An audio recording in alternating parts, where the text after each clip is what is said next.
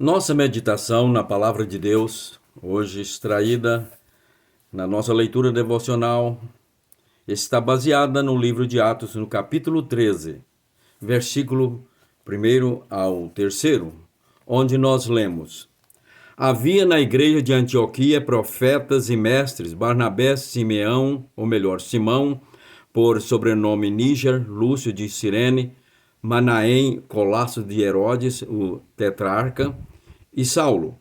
E servindo eles ao Senhor e jejuando, disse o Espírito Santo: Separai-me agora, Barnabé e Saulo, para a obra que os tenho chamado. Então, jejuando e orando e impondo sobre eles as mãos, os despediram. Eu dou como tema para esta reflexão o apóstolo Paulo, um exemplo para a ordenação de obreiros na obra do Senhor. Aqui nós podemos ver a cronologia da conversão de Paulo até a sua separação para a obra missionária. Paulo se converteu no ano 37 depois de Cristo. E logo ali no caminho de Damasco, quando ele encontrou com o Senhor, e o Senhor falou com ele, e ele se dispôs e disse: Que queres que eu faça? O Senhor lhe ordenou que fosse até Damasco, e ali ele permaneceu na rua direita, lá na casa de alguém, durante 3 dias sem comer nem beber, orando. E nesse meio prazo o Senhor falou para um cristão servo ali na igreja, que fosse visitá-lo. E então, chegando lá, orou por ele, impôs as mãos e ele recebeu o batismo com o Espírito Santo. Ele já tinha o Espírito Santo da experiência do novo nascimento, mas aqui o Senhor estava enchendo com o poder, a plenitude do Espírito para realizar a chamada que havia lhe feito. Eu vou lhe enviar para pregar às nações gentias, a reis, homens, pessoas importantes entre os gentios. Muito bem.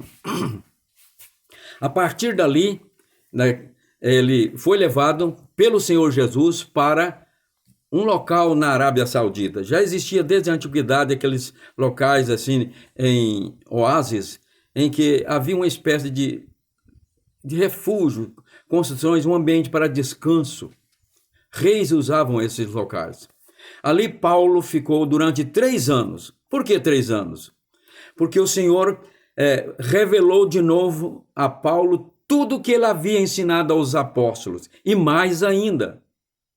Porque todo o evangelho, porque os apóstolos e os cristãos até aquela época não tinham ainda entendido o sentido universal da mensagem da salvação. A igreja estava só na Palestina, geralmente ali, entre os judeus, e não tinha preocupação de levar a mensagem para as nações. Foi preciso enviar até perseguição para que espalhassem. E havia na igreja um segmento de cristãos judaizantes, legalistas, e exigia que o gentio deveria observar as leis cerimoniais de Moisés. Pois bem, então o Senhor revelou todo o evangelho, mais ainda, para que ele cumprisse a missão lá entre as nações. E ali ele passou 3 anos, de 37 a 40. De 40 a 44, Paulo então passa no ostracismo. Voltando do deserto, ele passa em Damasco.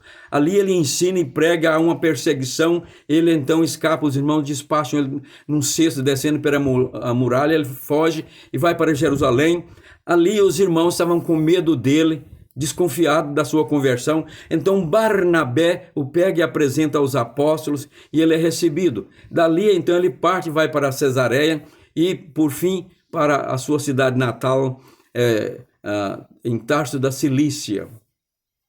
E passa por 4 anos, ninguém sabe propriamente o que ele fez ali. Somente em 44, então Barnabé os crentes da dispersão haviam fundado uma igreja em Antioquia, uma igreja gentílica entre os gregos.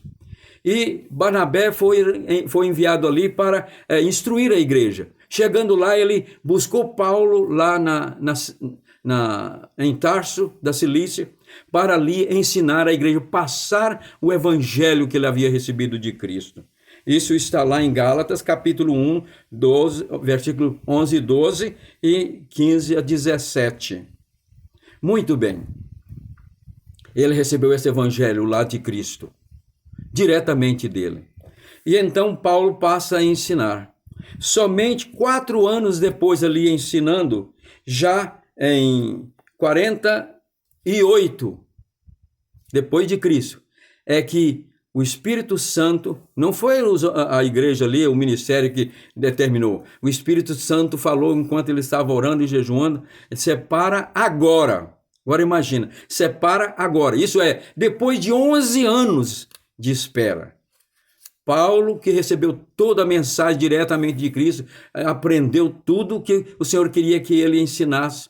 Tinha experiência, esperou, agora estava preparado para cumprir a chamada que ocorrera há 11 anos atrás.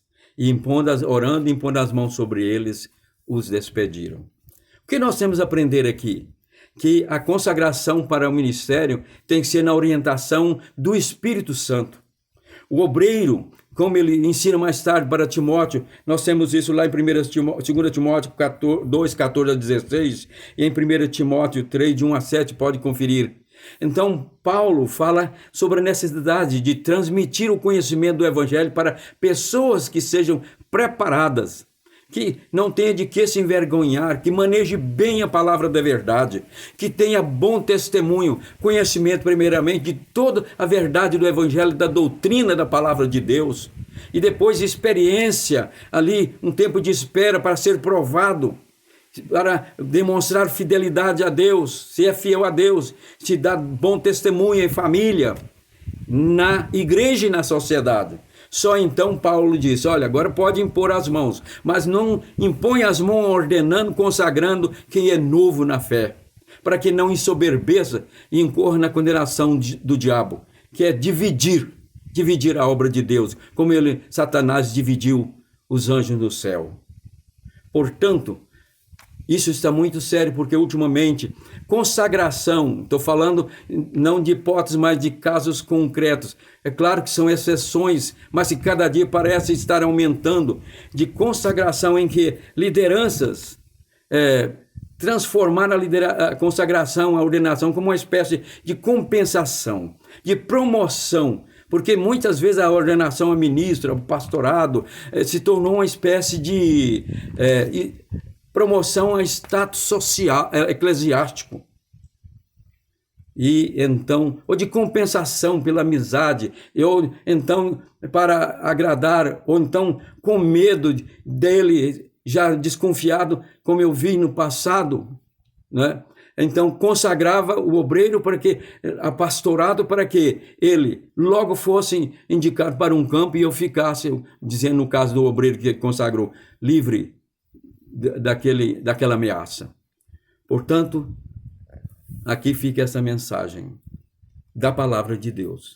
O exemplo, consagração, ordenação é algo que tem que ser feito, é uma ordenação que tem que ser feita na plena direção do Espírito Santo, depois de atendido todos os critérios que Deus exigiu, para que assim Deus seja glorificado e a obra prospere e nós não tenhamos decepções e escândalo no reino de Deus.